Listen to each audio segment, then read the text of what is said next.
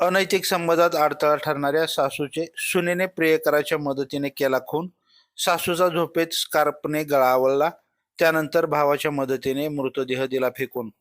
नांदेड जिल्ह्यात एक धक्कादायक आणि संतापजनक घटना उघडकीस आली आहे. अनैतिक संबंधात अडथळा ठरत असलेल्या सासूचा सुनेने प्रियकराच्या मदतीनं खून केला. नांदेड जिल्ह्यातील हदगाव शहरात ही घटना घडली.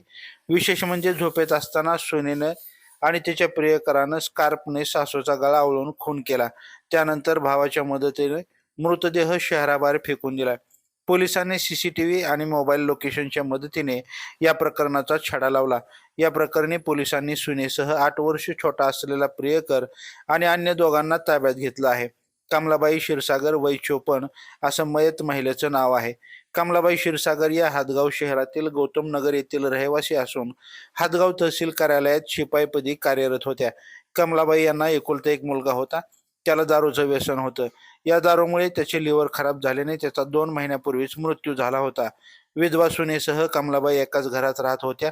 लग्नाच्या काही वर्षापासून सुनीता नागेश्वर क्षीरसागर वय 35 नामक सुनेचे परमेश्वर वानखेडे या 26 वर्षीय तरुणासोबत प्रेम प्रकरण सुरू होतं. पतीच्या निधनानंतर दोघांमध्ये जवळीकता अधिक वाढली होती. सुनेचं इतर तरुणासोबत अनैतिक संबंध सुरू असल्याची कुणकुण सासूला लागली. या कारणावरून सासू सुनेमध्ये वाद व्हायचे. शेवटी सुनेने प्रियकरासोबत कट रचला. 10 जानेवारी रोजी कमलाबाई या घरातील खोलीत झोपली असताना सुनीता आणि तिचा प्रियकर परमेश्वर या दोघांनी स्कार्फने गळा आवळून खून केला. त्यानंतर महिलेने भाऊ अमोल इटकरे याला फोन करून घरी बोलावले आणि घटनेची माहिती दिली. अमोल याने आपल्या नातेवाईकाला सोबत घेऊन कमलाबाईचा मृतदेह पोत्यात भरून पुरावा नष्ट करण्याच्या उद्देशाने वाळकी फाटा येथील कोरड्या नदीत फेकून दिलं. 13 जानेवारी रोजी मयताच्या नातूने हदगाव पोलीस ठाण्यात मिसिंग केस दाखल केली. मात्र काही तासातच कमलाबाई यांचा मृतदेह आढळून आल्यानं खळबळ उडाली. पोलिसांनी तपासाची चक्रे फिरवली. सीसीटीव्ही आणि मोबाईल लोकेशन तपासले असता घटनेच्या 13 दिवसानंतर धक्कादायक बाब समोर आली. अनैतिक संबंधाला अडथळा ठरत असल्याने सुनेने प्रियकराच्या मदतीनं सासूचा खून केल्याचं निष्पन्न झालं. हदगाव पोलिसांनी सुनीता क्षीरसागर, परमेश्वर वानखेडे, अमोल इटकरे, अक्षय कदम या 4 आरोपींना ताब्यात घेऊन त्यांच्या विरोधात खुनाचा गुन्हा दाखल केला आहे. अधिक तपास सहाय्यक पोलीस निरीक्षक संकेत दिघे करत आहेत. 4ही आरोपींना न्यायालयाने 28 जानेवारीपर्यंत पोलीस कोठडी सुनावली आहे.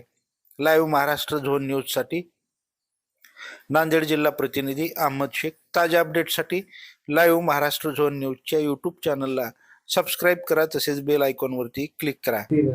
याला बांधायचं स्कार्फ असतं, त्या स्कार्फने गळा दाबून मारलं आणि 9 ते 10 तारीख असं 2 दिवस ती बॉडी घरातच ठेवली.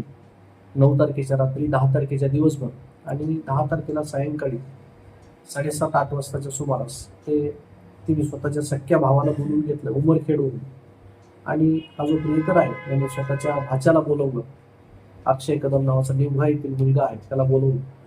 दोघांनी मिळून ती बॉडी मोटरसायकलवर त्या वाळकी फाट्यात नेऊन टाकल्याचं निष्पन्न झालं.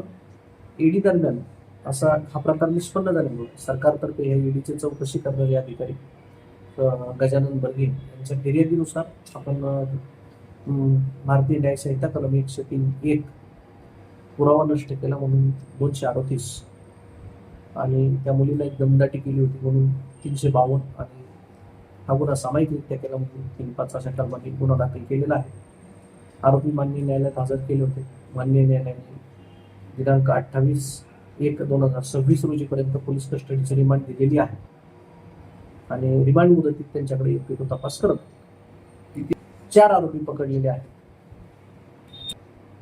ही जी यातली मुख्य आरोपी आहे सुनीता क्षीरसागर, मयताची सून, त्या महिलेचा आणि परमेश्वर वानखेडे या दोघांचे अनैतिक संबंध होते आणि त्या अनैतिक संबंधामुळे घरामध्ये वादविवाद होत होता आणि तो वादविवाद त्यांच्या अनैतिक संबंधाला अडथळा निर्माण करत होता.